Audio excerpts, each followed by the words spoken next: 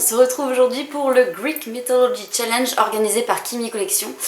Je vous laisse sa vidéo dans la barre d'infos si vous voulez avoir plus d'informations. Ça se déroule du 15 septembre au 30 octobre. 31 octobre 31 octobre 31 octobre. C'est un challenge qu'elle organise à cette période depuis l'année dernière, je crois. Et cette année, j'avais très envie d'y participer. Alors je sais que pour beaucoup, c'est le Pumpkin Autumn Challenge qui prend le pas dessus parce que il existe depuis plusieurs années, etc. Mais je trouve qu'il y a trop de catégories, trop de livres à remplir. Donc moi, je me suis concentrée sur celui de Kimi Collection que je suis du coup depuis plusieurs années.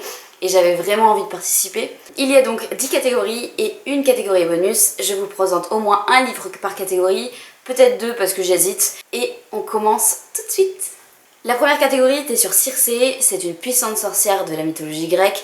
Et là, elle nous a mis comme mot-clé ambiance witchy, spooky ou Halloween. J'ai décidé personnellement de mettre Le temps des sorcières de Alex E. Harrow. Mon accent anglais est toujours aussi mauvais. Alors je l'ai mis là parce que sorcière, ambiance witchy, je pense qu'on est plutôt pas mal sur le copier-coller du thème, on est pas mal. Honnêtement, je n'ai aucune idée de quoi ça parle et j'ai pas du tout envie de savoir de quoi ça parle. La couverture m'a donné très envie, elle est quand même un peu dorée, etc. Je l'ai pris en e-book pour être sûre de l'avoir, peut-être que je le commanderai, je ne sais pas. Je vais y aller vraiment droit dedans sans vraiment me poser de questions. Et ce sera déjà pas mal. J'espère tenir le rythme des 11 livres en un mois et demi. Avec la rentrée qui vient d'arriver, je suis pas bien sûre d'arriver jusqu'au bout, mais au moins si j'en lis la majorité, je serai déjà contente. C'est le premier challenge auquel je participe vraiment depuis que je suis sur les réseaux. En même temps, ça fait 3 semaines. En même temps, c'est logique. La seconde catégorie, c'est sur Héraclès. Donc Héraclès, c'est le personnage qu'on connaît mieux sous le nom de Hercule dans la mythologie romaine. Elle s'est concentrée plus sur les 12 travaux. Et là, comme mots-clés, on avait enquête, jeu, dystopie et thriller.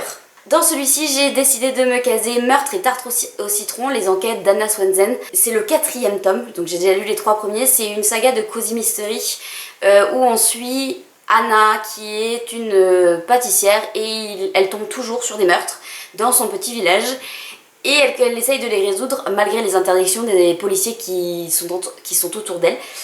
Et elle est assez rafraîchissante. Par-dessus tout ça, au milieu du livre, on a des recettes à faire. Donc je sais qu'il y a la bibliothèque d'Emilia qui fait des vlogs entiers où elle teste même les recettes de ces livres-là. Donc franchement, si vous aimez ce type de saga, allez voir ces vidéos, elles sont vraiment chouettes. Donc je peux pas trop vous parler de ce tome-là, mais il doit y avoir un nouveau meurtre dans sa ville et elle va tenter d'y résoudre. On est pas mal au niveau du mot enquête quand même. J'essaie de me persuader que toutes les catégories, j'ai réussi à aller chercher le petit maillon faible pour le rentrer dedans. Ensuite, on avait Médée, la magicienne. Et dans celui-ci, les mots-clés, c'était imaginaire avec de la magie, pouvoir et créature surnaturelle. Dans cette catégorie, j'en ai mis 2 parce que je ne sais pas encore quoi mettre. Les 2 sont en anglais et les 2 sont trouvables en français. Mais comme je l'ai dit dans une précédente vidéo, j'essaie de me lire un livre par mois en VO. Et donc il faut bien que dans ce challenge j'en mette parce que je suis pas bien sûre qu'avec le rythme de lecture que j'ai, je vais réussir à mettre d'autres livres parmi tout ça. Le premier que j'ai mis, c'est Harry Potter and the Philosopher's Stone de J.K. Rowling. Tout le monde le connaît ce livre-là. On a les éditions, c'est pas à moi, c'est à mon copain, mais on a les éditions des 25 Years of Harry Potter Magic, avec mon accent toujours very good.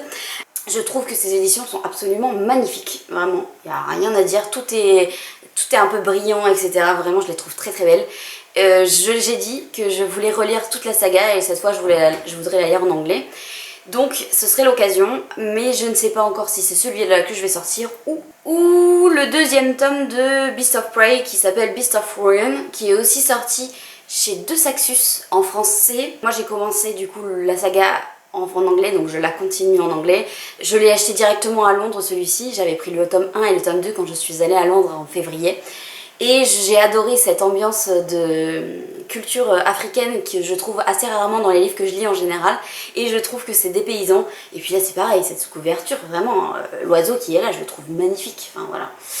Donc j'essaye de le pousser celui-là depuis quelques mois, depuis que je l'ai lu en mars ou en avril, celui d'avant, je ne me souviens plus. Mais j'avais vraiment adoré, j'avais accroché l'histoire, sauf que le tome 3 ne sortant en VO qu'en janvier 2024, je voulais absolument le pousser le plus loin possible. Dans celui-ci, on suit deux personnages principaux, on suit Kofi et Ekon. Kofi est une esclave dans un zoo qui essaye de récupérer sa liberté, et Ekon est un petit garçon, un grand garçon, un adolescent, qui est promis à devenir un guerrier d'élite. Et il n'a pas trop le choix parce que c'est dans la tradition familiale, son grand frère l'est déjà. Sauf que suite à un tragique événement, ils vont devoir faire équipe et partir à la poursuite du Chétani, qui est une bestiole, enfin une grosse bête même, qui terrorise le village depuis des années. Et donc celui-là, vraiment, voilà, je veux vraiment le lire, mais je sais pas si je le lis pendant ce challenge-là ou si j'essaye encore de le pousser pour pas me retrouver comme une idiote à la fin de celui-ci en me disant « Ah, je veux voir la suite !» Tu pètes un plomb. Et voilà, donc je me pose la question, je sais pas. On verra si c'est celui-ci ou Harry Potter qui passera dans le challenge. Ensuite, on avait la catégorie de Minos, qui est le juge des enfers. Et dans cette catégorie-là, nous avions les mots-clés royaume, ascension de pouvoir, jeu de pouvoir, deuil et mort. Ça donne le décor, il n'est pas très agréable, je crois, Minos. Et dans celui-ci, j'en ai mis deux aussi. J'ai mis Le Monde des démons, qui est le deuxième tome des Voleurs de fumée de Sally Green. J'ai lu Le Voleur des démons il y a très peu de temps.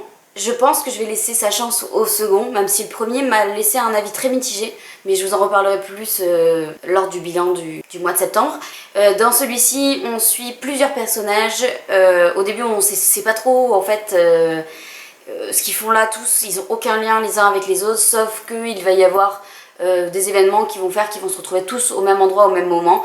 Mais c'est un monde où il y a des démons et où la fumée de démons est très commercialisée illégalement, qui rapporte beaucoup de sous et qui donne un effet euphorisant aux gens qui l'inhalent. Les quatre personnages qu'on suit, le problème moi quand j'ai lu c'est qu'il y en avait deux que j'avais très envie de suivre et il y en avait deux que j'avais pas du tout envie de suivre, donc c'est pour ça aussi je pense que ça l'a pas trop fait. Donc on verra, j'ai mis celui-ci parce qu'il y avait le mot jeu de pouvoir et là on est vraiment coincé dans plusieurs royaumes qui se font la guerre et donc on essaye de savoir qui va y arriver, qui va garder le pouvoir, etc. Donc moi je l'ai mis dedans pour ça. Le deuxième que j'ai rajouté dans cette catégorie, parce que je ne sais pas si je lirai Le Monde des démons ou Amber Queen, qui est le troisième tome de Ash Princess. J'ai lu les deux premiers il y a très longtemps, ça doit bien faire 2 ans, et j'ai jamais lu le troisième, alors je me dis que c'est peut-être l'occasion de le sortir. Alors vaguement, parce que j'ai pas relu le résumé, vaguement on suit une jeune fille qui est prisonnière d'un roi qui a pris la possession de son propre royaume, donc normalement c'est l'héritière originelle de ce royaume, mais après une guerre, il y a un roi absolument immonde qui est là et elle essaye de reconquérir son propre royaume. J'avais adoré les deux premiers tomes, il n'y avait pas de problème, et je sais pas pourquoi je n'ai jamais lu le troisième. Alors qu'est-ce qui s'est passé pour que je ne le lise pas, je ne sais pas. Mais ce serait l'occasion de conclure une saga, de mettre un point final à ça, et puis surtout que j'avais adoré les deux premiers, donc je comprends pas pourquoi j'ai lâché l'affaire comme ça. Donc on verra. J'avais trouvé peut-être je crois que le deuxième tome était en deçà du premier, et donc c'est sûrement pour ça en fait. Quand je réfléchis, ça finit par remonter au cerveau. Voilà, et donc bah forcément, là c'est plus sur le mot-clé ascension au trône. Oui, voilà, donc celui-là, le mot-clé que j'ai choisi, c'est ascension au trône. Donc les deux rentrent dans la catégorie, pas du tout pour le même jeu, pour le même mot, mais je pense que les deux pourraient convenir. Donc on verra lequel sera lu, ou pas du tout d'ailleurs, dans cette catégorie. Ensuite on avait le personnage d'Orion qui est réputé violent et aussi très beau, et donc elle avait mis deux mots-clés, elle avait mis soit beau livre, soit livre avec trigger warning. Je n'ai pas trouvé, enfin je n'ai pas de livre qu'on peut considérer comme très très beau, j'ai pas de hardback, mis à part ceux-là, mais ils sont pas vraiment à moi, ils sont à mon copain, donc j'avais pas de livre à mettre dedans. Donc j'ai décidé de prendre trigger warning, mais il n'y a pas vraiment de trigger warning dans le livre que j'ai lu, mais c'est d'un sujet dur. Je me dis ça peut passer. Vous me direz, peut-être. Est-ce que ça passe? J'ai donc choisi Le lilas ne refleurit qu'après un hiver rigoureux de Martha Al-Kelly, que j'ai là dans les éditions Pocket. Dans ce livre-là, on suit 3 femmes au destin un peu funeste qui n'ont rien à voir l'une avec les autres et on se trouve durant la Seconde Guerre mondiale en Pologne en 1939. Et elles vont se retrouver toutes les 3 dans le camp de Ravensbrück. et on sait pas trop ce qui va se passer ensuite puisque la résumé s'en arrête là. On est quand même sur un sujet qui est la Seconde Guerre mondiale, on suit 3 femmes donc je pense qu'il va y avoir un combat autour du droit de la femme, de la liberté, de pouvoir s'en sortir. Donc j'ai hâte de le lire, donc c'est pas vraiment un trigger warning mais c'est quand même un sujet dur, je me dis ça passe, on est d'accord? Oui on est d'accord, de toute façon vous avez pas le choix, vous n'êtes pas là avec moi. Encore un livre sur la Seconde Guerre mondiale, on commence à avoir l'habitude avec moi. Ensuite on avait le personnage de Psyché qui est la déesse de l'âme et qui selon la mythologie aurait une beauté incomparable, même Aphrodite en était jalouse. Et dans celui-ci on avait un seul mot-clé, le mot romance. Vous commencez à me connaître, la romance c'est vraiment pas mon truc. Donc la romance contemporaine c'est vraiment pas mon truc. Donc on avait le droit de mettre juste un livre où on suit un couple ou un livre où il y a de la romantécie. Donc j'ai choisi ce qui collait le plus facilement à ce mot-là. J'ai donc choisi Le sang et la cendre de Jennifer Lamantrout que j'ai là dans les éditions. J'ai lu, le 2e tome vient juste de sortir en poche. J'ai acheté celui-ci dès sa sortie et en fait j'ai laissé passer un peu de temps parce que le temps que les autres poches sortent. Mais là le 2e vient de sortir, je me dis bon c'est peut-être le moment de le sortir et de commencer à le lire. Le souci c'est que quand il est sorti il y avait beaucoup d'avis qui étaient positifs et là j'ai l'impression que dernièrement tous ceux qui l'ont lu n'ont pas vraiment accroché donc ça me fait un peu peur, j'appréhende de l'ouvrir. Et dans celui-ci on suit Poppy qui est donc le futur du royaume et elle a été toujours surprotégée en attente en fait juste de son ascension, sauf qu'elle cherche juste à se venger et un personnage Hawk va devenir son garde personnel et sa vie va basculer. C'est très mystérieux comme résumé, j'ai pas plus d'informations que ça et je crois que ça me va. Je vais y aller peut-être la première dedans sans vraiment me poser des questions. Il y a une romance à l'intérieur, donc rien ne le laisse présager au premier abord, à part le fait qu'il y a le prénom d'une jeune fille et le prénom d'un jeune homme dans le résumé, mais sinon, voilà. Donc on verra bien. Et puis là ils disent que Sarah J. Maas l'a adoré, devant. J'aime bien Sarah J. Maas. On verra. On avait ensuite le personnage d'Achille qui est un guerrier assez reconnu de la bataille de Troie. Les mots-clés dans celui-ci c'était guerre, combat, se battre pour quelque chose. J'avais rien qui rentrait dans guerre, combat, je voyais pas tout de suite. Donc j'ai décidé de prendre se battre pour quelque chose. Et alors vous allez vous dire que c'est pas du tout, c'est complètement l'inverse d'Achille. J'ai choisi Où est la vraie vie de Liz Braswell dans la sélection des Hachette Heroes.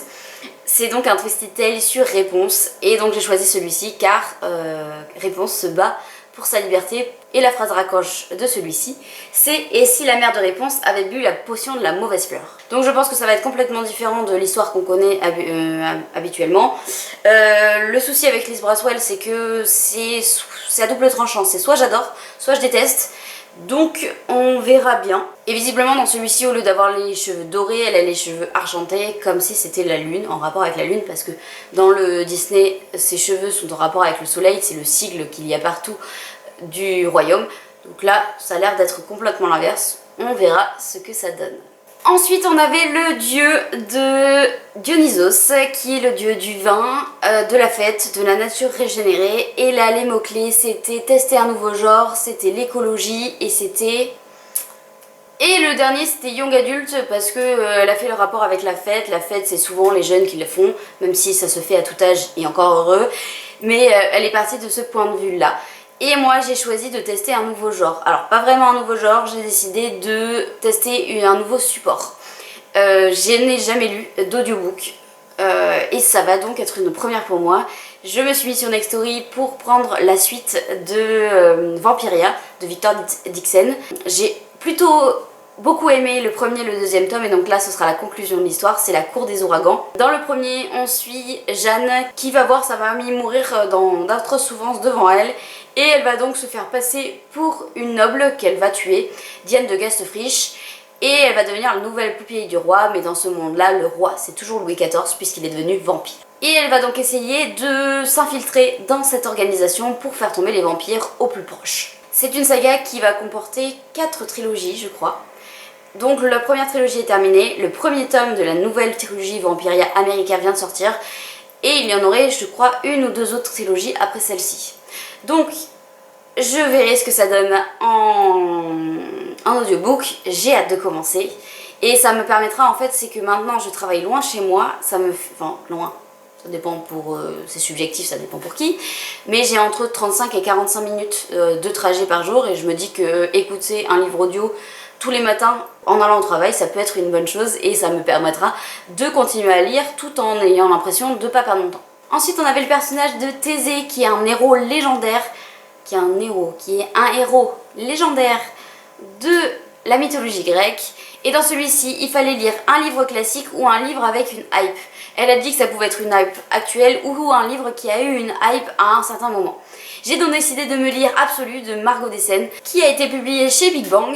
Dans celui-ci, c'est une dystopie écrite par une autrice française. Et ça, il faut le souligner, parfois il faut donner de la force à nos auteurs français. Et je n'ai pas plus d'informations que ça. J'ai lu beaucoup d'avis positifs sur ce livre-là. C'est vrai que la dystopie, j'en lis peu en règle générale, mais je pense que ça me fait du bien parce qu'il y en a certaines que j'apprécie. Donc je vais tomber dedans sans rien savoir dessus et ça me va très bien. J'ai très hâte de le lire, sachant que le deuxième tome va pas tarder à arriver. Donc il serait peut-être temps que je me lance dedans. Ensuite, on avait Orphée qui est un poète et un musicien. Il y avait les mots-clés autour de rédaction sous forme de vers. Il y avait la poésie, il y avait l'art. Et alors moi j'ai galéré parce que j'ai rien sous forme de vers. Je n'aime pas la poésie particulièrement. Je n'avais rien en rapport avec les arts. Donc je me suis dit je vais faire un mix de tout ça. Et ça a donné la boîte à musique de Gégé et Carbone dans les éditions Dupuis. Et donc là j'ai deux raisons. La BD c'est un art. Oh, on peut pas l'enlever. Et ensuite c'est la boîte à musique. Musique, c'est un musicien Orphée, je pense que ça rentre. Je suis sûre que ça rentre. Donc, dans celui-ci, c'est le 4e tome, et dans le premier, on suit une petite fille qui tombe dans une espèce de boîte dans un monde parallèle et va aider des petits amis qui ont besoin d'aide pour protéger le monde de Pandore. C'est vraiment cool. Vraiment, c'est sympa, c'est mignon, ça se lit super facilement, les dessins sont vraiment agréables. Je vous le montre rapidement.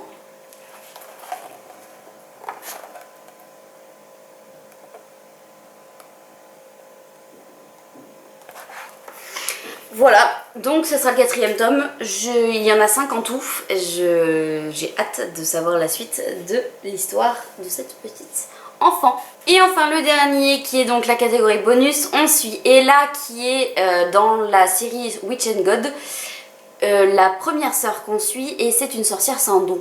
Et donc elle l'a rajouté par-dessus tout ça et elle a mis qu'il fallait lire un contemporain ou un livre ancré dans la réalité. Et moi j'ai choisi le 5e tome des 7 sœurs de Lucinda Riley qui est donc la sœur à la lune que j'ai ici dans les éditions Livre de poche.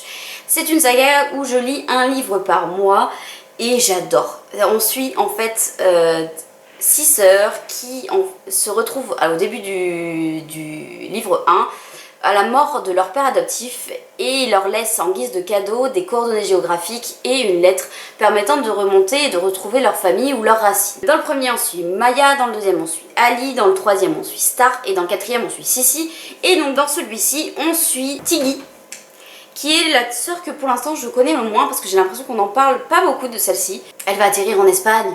J'adore l'Espagne. Vraiment, j'ai un amour pour l'Espagne depuis que je suis toute petite. J'ai passé énormément de temps en Espagne durant les vacances. Mon copain est franco-espagnol. Sa famille à lui, sa grand-mère, elle est trop mignonne. Elle a un petit accent espagnol et tout. J'adore. Bon bref, j'ai un amour pour l'Espagne. Donc je pense que celui-ci, je vais vraiment beaucoup l'aimer. Et donc ça se passe à Grenade, qui se trouve en Espagne. Et j'ai trop hâte de le lire. Je suis vraiment contente d'apprendre que c'est en Espagne. J'avais pas du tout lu le résumé de celui-ci. C'est vraiment une saga qui est chouette parce qu'il y a une partie qui est au présent et une partie qui est au passé puisqu'on suit les personnages, des personnages qui vont lui permettre de retrouver ses racines dans le présent. Je trouve que cette saga est super sympa à lui suivre. Il y a des livres qui sont plus ou moins bien. Pour le moment, pour moi, c'est le 3e sans condition, celui qui est sur Star, qui est mon préféré, mais peut-être que celui-là va le détrôner, on verra. J'ai trop hâte d'avoir la suite. Et voilà, c'est tout pour moi, c'est tout pour aujourd'hui. J'espère que cette petite sélection vous aura plu. Si jamais vous participez, laissez-moi des recommandations dans la barre d'infos. Peut-être que finalement ce sera vos recommandations que je lirai. Et puis je vous dis à bientôt. Prenez soin de vous. Et non, j'ai oublié. Si vous pouvez laisser un like ou vous abonner, ce serait super gentil. Merci. Allez, prenez soin de vous. Bonne semaine.